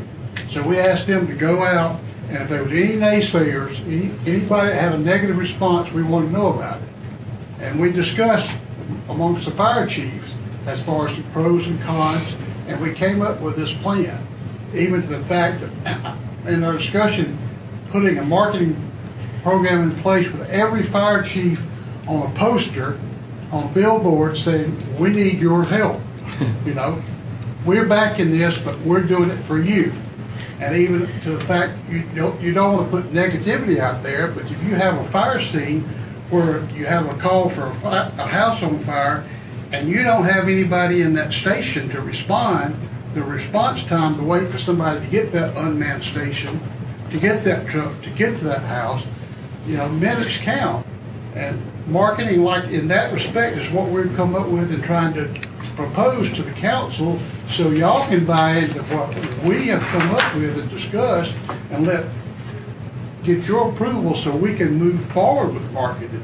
Well, I couldn't agree with you more in everything that you're saying. And to Councilman Whitehurst's point, one of the things that I think is imperative in everything we do is that we're truthful with the public. That it may cost more. But what we're trying to do is make it fair and equitable across the across the county. If we decide to do something, then to the point of, to your point, so it would be until April that we'd have first reading, May second reading, and believe you me, we'll hear, and our council chambers will be full if somebody's mad. We don't hear from anybody when they're not mad. I wish they'd come when they were happy, but they don't. Well, true. But we'll hear about it. That doesn't mean us committing to starting the process is committing to starting the process, which puts super power to these guys to get busy marketing it. It can die at the second reading, it can die at the first reading, it can die at the second reading, and it can die at the third reading. This is something that absolutely would have to be, the onus has to become on us to talk to the people in our communities and for somebody to go by those billboards with your face on it. I would say these guys are committed to marketing. If you were to put it in and they get a phone call, if anybody's going to sell it, it's going to be these guys because they're the ones that's fighting these battles now without being able to have. I'm thinking about forwarding all my calls from my phone to you. I would make a request that we make two motions on the way to do this. One is I think consolidating the fire boards is something that makes sense, but it's a separate issue. So we do one where we're consolidating fire board and one where we're looking at this right here, because I don't think the two are two separate issues, and we may hear responses on both, but one I think is a very easy sell. I think the other one is going to take some more effort, but having it two separate things, because I see them as two different issues. I don't know how many minutes. Well, my original motion was going to be that we accept the Emergency Services Board plan as proposed and instruct staff to develop the implementation, which would be the separate ordinances for both, which meant it would be one motion out, but yet it would split it. Okay, so we could come out of. Okay, hold on. I got to do what part of it. There's a motion on. So if and who it was a Councilman motion Bauer. to accept the proposal submitted by the Emergency Services Board with and instruct staff for implementing the proposal. And by my motion, that would actually split it out. So what that would cause is, because to implement this, there's going to be two components. Y'all are right on that. There's going to be the ordinance change we have to do to change all of our fire district ordinances to institute this structure, new structure. That's going to be one, and as an independent track, we'll have the changes that'll happen in the budget ordinance. Right, it's be part of the budget. So it's going to require at least two ordinances to work through what he's made as a proposal. So this would be a recommendation from the committee under his motion. So he starts, but his recommendation will put that into the budget process, this right here to work into the budget process, and then the ordinance to create the board as one. No, it splits it out. But it does, but yeah. We're going to tackle it, you said tackle it two different situations. What it's going to tell Gerald, if I can speak, he's asking me the same question. That's what What it's we're on going the to same tell page. Gerald is, we want this plan. Figure out how we get from point A to point B and come back to us so we can make that decision. So that we're ensuring that we're trying to. I'm just going to say it. We're trying to mitigate all of the the phone calls and the people going, I don't understand. What are you doing? You're raising my taxes. Because that's what they're going to start with. And it now becomes a point of argument of emotion instead of an argument of facts and providing services for the people who live here. So going on with that, So- can we go and have these town hall meetings? I need a second to discuss my motion. Yeah, okay. I'll second the Councilman Bell's motion. Now, you're saying Is to start the process of educating the public on what's going on? I'd like to go ahead. I agree with Councilman White, so I want to go ahead and. On board, that'll be easy to do. As a matter of fact, I'm going to brag on Chief Barrett over here for a moment. About 6 Mile Late Lunch occasion, 3 months ago, some of the locals from the Kiwi Church were fussing about the plan. They educated me on how good the plan was the other day. Chief, they're already selling it, whether you know it or not. So do we have a particular structure that we can do that in? Well, I think we want to take it down and just kind of start hitting. I would say that if you move this out of committee and make the motion to put it into the budget, we'll have a meeting this week and we'll start selling it. And then we'll see how that. And then we'll see what we'll You've hear. got 3 months to kind of work that. But that way, the issue gets resolved this budget process. Right. Otherwise, it would be an entire year, which I don't think either one of us were thinking that. No. We wanted to. It would go in this year's budget. Keep in mind, we wouldn't necessarily have. You don't the see funding anything from it though until a whole year before you actually see anything happen Getting from it. everything, I know Ralph's getting pretty close to getting the budget pulled together. This might be something we amend the budget for closer to the third reading It'll be in versus this pulling it budget. together. Yes. Okay. So it may come out as. Or not. Or not, Wes. Or not. But it gets it out of here, and it gets us talking about it, and it gets us educated and getting feedback from the public. And you get to hear from the people, your And constituents. that's what we really need to hear from. And really, I'm anxious to hear from them. I'm one of the things that I'd like to instruct staff as part of this is to reach councilman that wants it, and I do, a town hall, because I want to hear as I soon think we as need to set them up possible. in every district, personally. I know some reporters that are here that might can help us get the word out about town halls. I'd like to see some examples. Guy with 150 acres of property worth X amount of dollars. Well, we're gonna need somebody there. We need to be there, but we're not the guys. I'm not knowledgeable enough about this to sell it in the sense of knowing down into the weeds of who's paying what. I need these guys here because they live it and breathe it every day. They're the ones that are going to be. It needs to be a team effort on everybody's part. And I think if it's at your stations, show them the equipment. It's going to help you sell it. That's a good idea. That's a great idea. All the stations. I guess my whole thing was, I just want to make sure that citizens of Pickens County have their say and have their input before we just.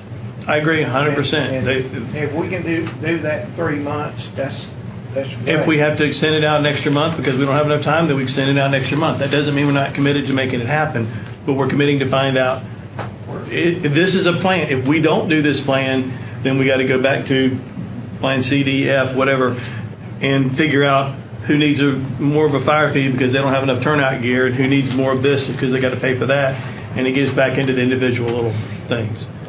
So, motion has been seconded. Is there any other discussion? This is just for community input. This is actually pulling it out of committee. We're not voting on the first reading in title only. Will be won't it be title only? Well, it probably will be in title only, but it won't be now. It won't be now. It will be at the next council We'll do meeting. the next council meeting, the first reading of dissolving the fire districts. Correct, First yes. reading one.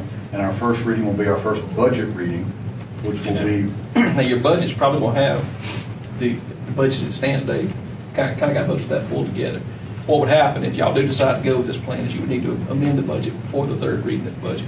Pull this plan in. So that pushes it all the way to the third reading of the budget. That's my point. And with the motion, you've got both different tracks running. So leaves all the options on the table. Cool. Any other discussion? All those in favor by the motion is presented by Councilman Byers, signify by raising your hand. And motion carries. Thank you, guys. We'll keep you Thank you, updated on guys. the meeting. Thank you. All Thank the y'all board, we so much. appreciate it. Really appreciate what you guys are doing. Thank you, guys. We're going to take a 5-minute recess.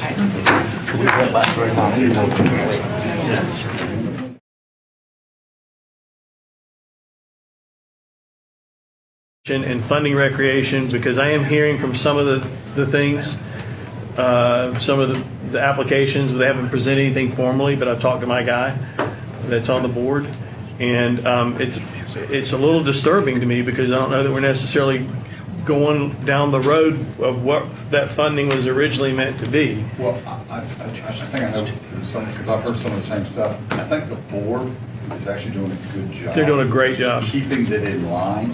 When people make those requests and go, that doesn't really fall under recreation. And at least what I've been picking up, they're doing a good job of vetting out some of that stuff and going, that doesn't really apply to what you're. And I like what we're doing as far as thinking about it from the standpoint of recreation going forward as we go into the budgeting process, and this has to do with funding requests too. That's right. Okay.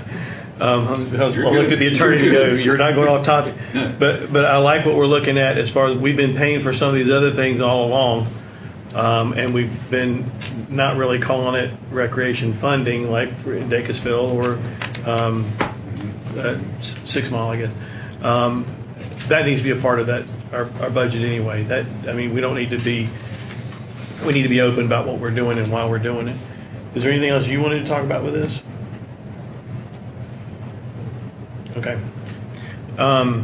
Did y'all have any other comments you want to make about recreation funding? We don't need to punish those who are doing what they're supposed to be doing the right way by those that aren't doing like you're talking about. Well, no, we don't punish anybody. I mean, I don't even look at it as a punishment thing. I look at it as when we first came on board, one of I think the best things this council did was take a hard look at, hold on, this recreation thing is kind of wacky. Let's put some guidelines in place. We put this other board in place. They're doing, to your point, they're doing a great job. What I'd like us to continue to think about, and this is my personal opinion, if y'all tell me to shut up about it, then I won't bring it up anymore. I would like us to think about recreation as a whole. I do want to share this with you because this really hit home with me. I had a meeting with the school district and they were talking about how in their budgeting process they had to make some fast changes because the Liberty District rec ball did not happen. They did not fund it. And because of that, 80 students left and went somewhere else. And now that they're happy playing somewhere else, they want to go to school there. So now recreation and maybe our part of this is having an effect on where kids are going to school because, I mean, let's face it, I think recreation is vital to any kid. I mean, I think being a part of a team sport, I don't care if it's football. I mean, I wasn't the football guy like Wes is. I did baseball. But I think being a part of a team, being a part of playing, figuring out how to get families in recreation involved together where they do stuff together, I think all that's important. And I don't want to get into the details of there's a problem with one recreation district versus another, but as we are thinking about how we're funding and we think about our future, when you got 80 kids that are leaving from one place to go to a school somewhere else because they don't offer, what happens if it happens the next year? So they got into a rec program in another town and made friends over there, and now they want to go to school in that town. That's correct. Because they want to play with those same guys on the teams as they go through school. 80 students. And when you're talking about the total population at Liberty, that's a lot. That's huge. That's a lot. Well, I tell you, I know several Liberty High School kids that go to Daniel. Yeah. And that's not because of rec. Right. Okay, fine. And I'm not trying to be ugly, I'm just saying. Just throw those daggers now. I understand exactly what you're saying. Oh my gosh, here we go, going to pile on.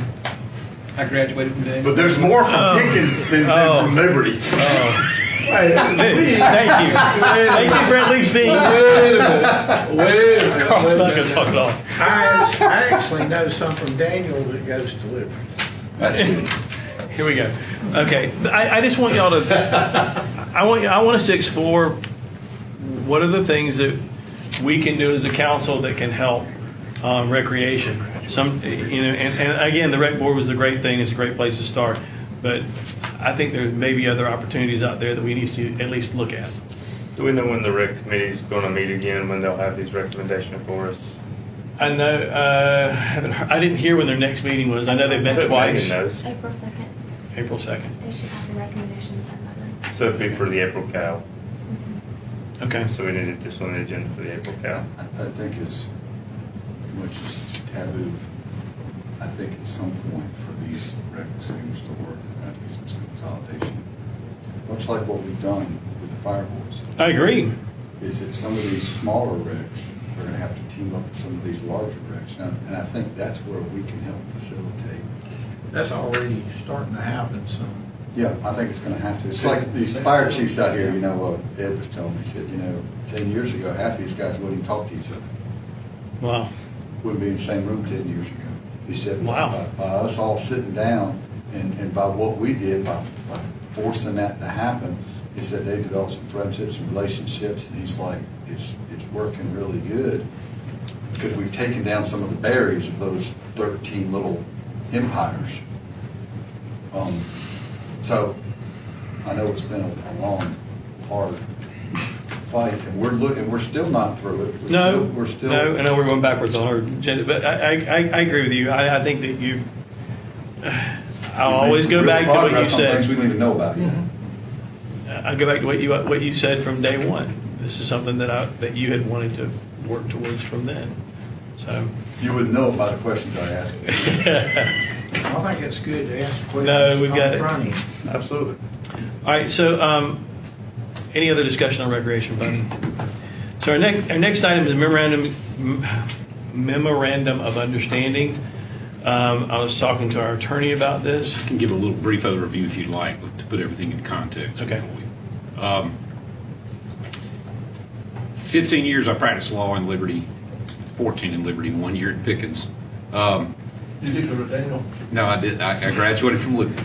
But anyway, people would come in my office and they'd say, I've got this agreement with the guy, I want to draw up a contract.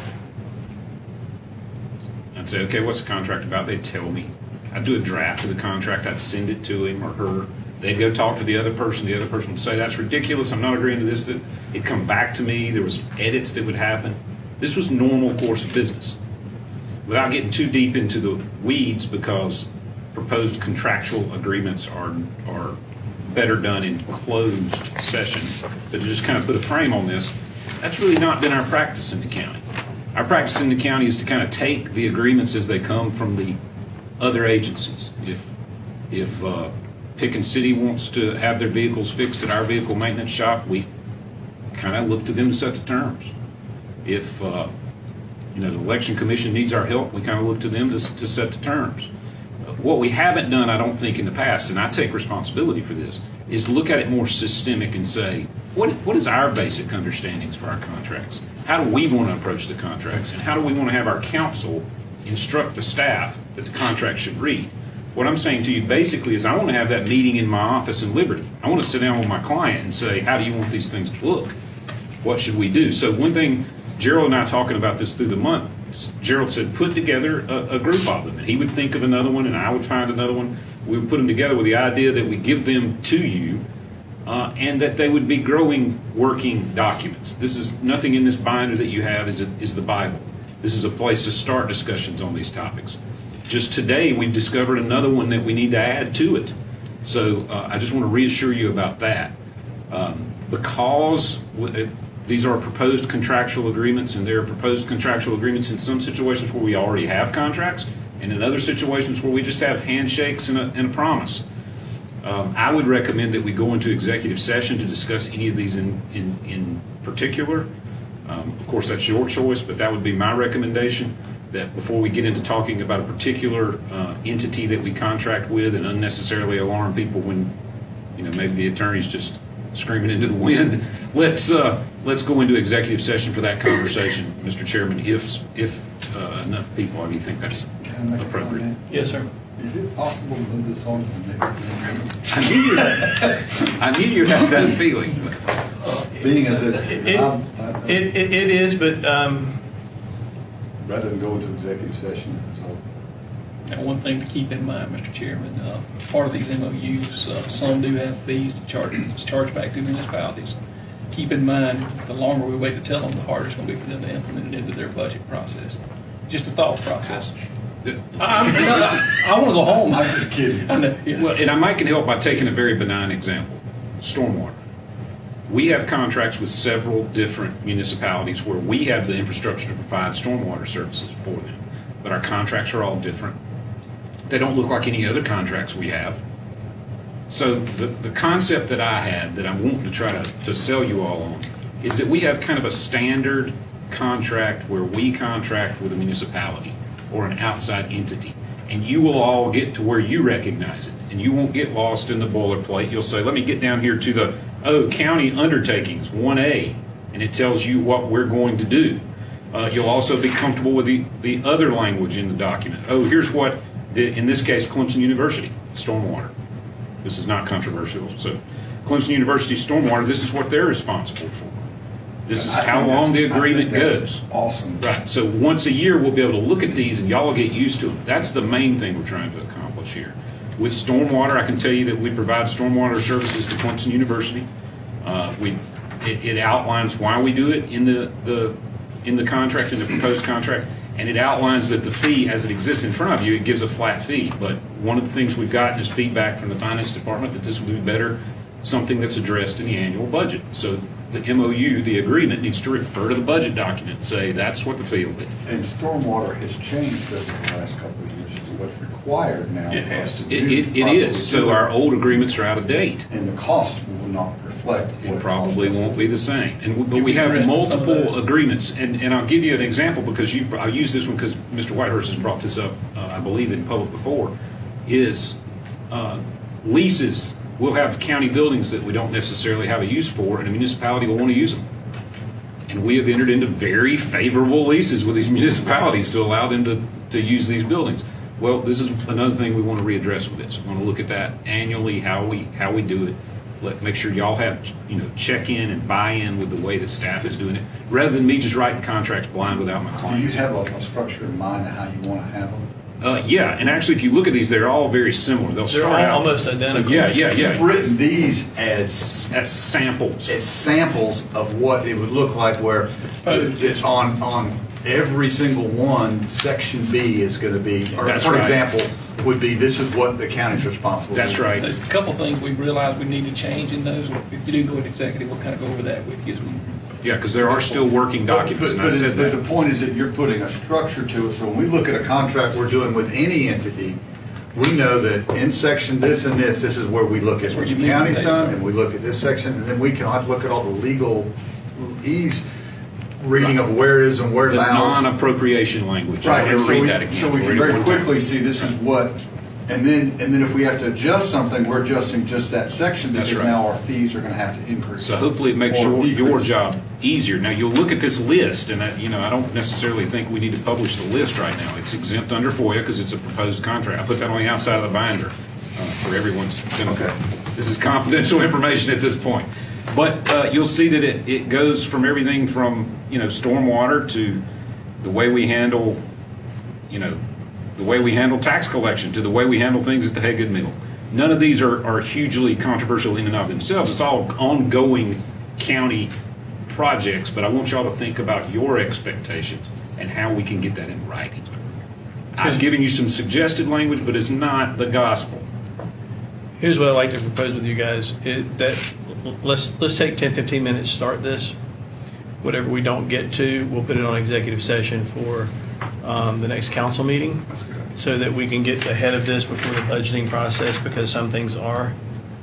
Mr. Chairman, I make a motion to go into executive session to discuss these proposed contracts, or for the reason of discussing these proposed contracts. Second. Is that right? All right. All those in favor signify by raising your hand. We'll go into executive session then.